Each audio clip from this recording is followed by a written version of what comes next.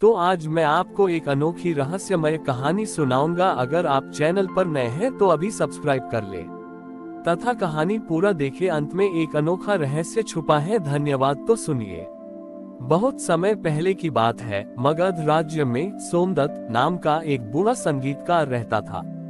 सोमदत्त अपनी वीणा बजाने में इतना निपुण था कि कहते हैं कि उसके संगीत से मरते हुए पौधों में भी जान आ जाती थी। वह अपना पूरा जीवन शिव की स्तुति में वीणा बजाते हुए व्यतीत कर चुका था। अब वह जीवन के अंतिम पड़ाव पर था और उसकी आंखें कमजोर हो गई थीं। सोमदत्त की एक ही अंतिम इच्छा थी। वह महादेव को साक्षात तांडव करते हुए देखना चाहता था। उसने सुना था कि शिव का नृत्य यह सृष्टि का आधार है। वह हर रोज मंदिर की सीढ़ियों पर बैठता और अपनी वीणा पर ऐसी धुन बजाता कि सुनने वाले मंत्रमुग्ध हो जाते। वह रोते हुए प्रार्थना करता, प्रभु, मेरी आंखें बंद होने से पहले मुझे अपना एक नृत्य दिखा दो। एक शाम जब मंदिर खाली था, एक छोटा सा नटखट बालक सोमदत्त के पास आया। उस बालक के हाथ में एक छोटा सा डमरू था। बालक ने कहा, बाबा, आप बहुत अच्छा बजाते हो, क्या आप मेरे नाचने के लिए एक धुन बजाओगे? सोमदत्त ने हंसकर कहा, बेटा, मेरी वीणा केवल महादेव के लिए बजती है। बालक ने भोलेपन से कहा, तो सोच लो कि मैं ही तुम्हारा महादेव हूँ। सोमदत्त को उस बालक की बातों में एक अजीब सा आकर्षण लगा। उसने वीणा के तारों पर उंगलियां फेरी। जैसे ही संगीत शुरू हुआ, वह बालक नाचने लगा। सोमदत्त की धुंधली आंखों को अचानक सब कुछ साफ दिखने लगा। वह बालक धीरे धीरे बड़ा होने लगा। उसके 2 हाथ से 4 हाथ हो गए। गले में नाग और जटाओं से गंगा की धारा बहने लगी। वह कोई साधारण बालक नहीं बल्कि साक्षात नटराज थे। सोमदत्त ने देखा कि महादेव का वह नृत्य विनाश का नहीं बल्कि निर्माण का था। हर थिरकन के साथ ब्रह्मांड के सितारे नाच रहे थे। सोमदत्त अपनी सुध बुद्ध खो बैठा और अपनी पूरी आत्मा को वीणा के संगीत में झोंक दिया। जब संगीत थमा तो महादेव ने सोमदत्त के माथे को छुआ। सोमदत्त का वृद्ध शरीर अचानक कपूर की तरह सुगंधित हो गया। महादेव ने कहा, सोमदत्त, तुमने मुझे अपनी कला के उस शिखर से पुकारा जहां कलाकार और कला एक हो जाते हैं। तुम्हारी वीणा की हर तान मेरे पदचाप कदमों के साथ मिल गई है। अगले दिन जब गांव वालों ने मंदिर खोला तो उन्होंने देखा कि सोमदत्त की वीणा वहीं पड़ी थी, लेकिन सोमदत्त वहां नहीं थे। वीणा से अपने आप ओम नमः शिवाय की गूंज निकल रही थी।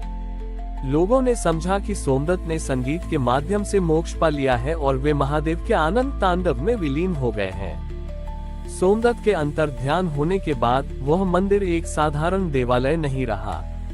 उस मंदिर का नाम नाथ तीर्थ पड़ गया। सोमदत्त की वह वीणा मंदिर के गर्भगृह में एक ऊंचे स्थान पर रखी गई थी। चमत्कार ये था कि उस वीणा को कोई भी छू नहीं सकता था। जैसे ही कोई उसे हाथ लगाने की कोशिश करता, वीणा से बिजली जैसी एक लहर निकलती थी। वह वीणा केवल तभी बजती थी जब मंदिर में कोई सच्चा साधक एकाग्र होकर महादेव का ध्यान करता। समय बीतता गया और मगध पर एक ऐसे राजा का शासन आया जो केवल तर्क और विज्ञान में विश्वास रखता था। उसका नाम था राजा अजात। उसे इन चमत्कारों पर भरोसा नहीं था। उसने घोषणा की, एक निर्जीव वीणा अपने आप कैसे बज सकती है? ये सब पुजारियों का पाखंड है। राजा अजात मंदिर पहुंचा और अपनी शक्ति के मद में आकर वीणा को उठाने का प्रयास किया। जैसे ही उसने वीणा के तारों को छुआ, वीणा से संगीत के बजाय एक भयानक गर्जना हुई। राजा का हाथ वीणा से चिपक गया और वह दर्द से तड़पने लगा। उसने महसूस किया कि वीणा के तार उसके शरीर की धमनियों की तरह खींच रहे हैं। तभी मंदिर की दीवारों पर सोमदत्त की परछाई उभर आई। उस दिव्य परछाई ने कहा, राजन, ये वीणा केवल संगीत नहीं, यह महादेव के प्रति मेरे समर्पण की डोर है। इसे अहंकार से नहीं, केवल शून्य होकर बजाया जा सकता है।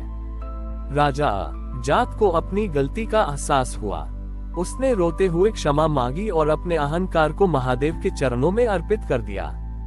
जैसे ही राजा का मन शांत हुआ, वीणा ने उसे छोड़ दिया और उसमें से फिर वही मधुर तान निकलने लगी जो सोमदत्त बजाया करते थे। राजा ने उस दिन से अपना राजकाज छोड़कर कला और संगीत के संरक्षण का संकल्प लिया। उसने मंदिर के बाहर एक शिलालेख लिखवाया, ज्ञान हमें शक्ति देता है, लेकिन संगीत और भक्ति हमें शिव से मिलाती है। कहते हैं कि आज भी महाशिवरात्रि की आधी रात को, जब पूरी दुनिया सो रही होती है, नाथ तीरथ मंदिर से वीणा और डमरू की जुगलबंदी सुनाई देती है। लोग मानते हैं कि सोमदत्त आज भी अदृश्य रूप में महाग एवं के नृत्य के लिए संगीत की रचना कर रहे हैं। ये कहानी हमें सिखाती है कि यदि कला में शुद्धता हो तो वही ईश्वर को धरती पर उतरने के लिए मजबूर कर सकती है। हमारी और भी आध्यात्मिक एवं अनोखी कहानियां देखने के लिए हमारे चैनल पर जाएं तथा धार्मिक एवं पौराणिक अनोखी कहानियां हमारे चैनल पर है। कृपया जाके देखें तथा हमारे चैनल को सब्सक्राइब करके रखें और वीडियो लाइक जरूर करें। धन्यवाद।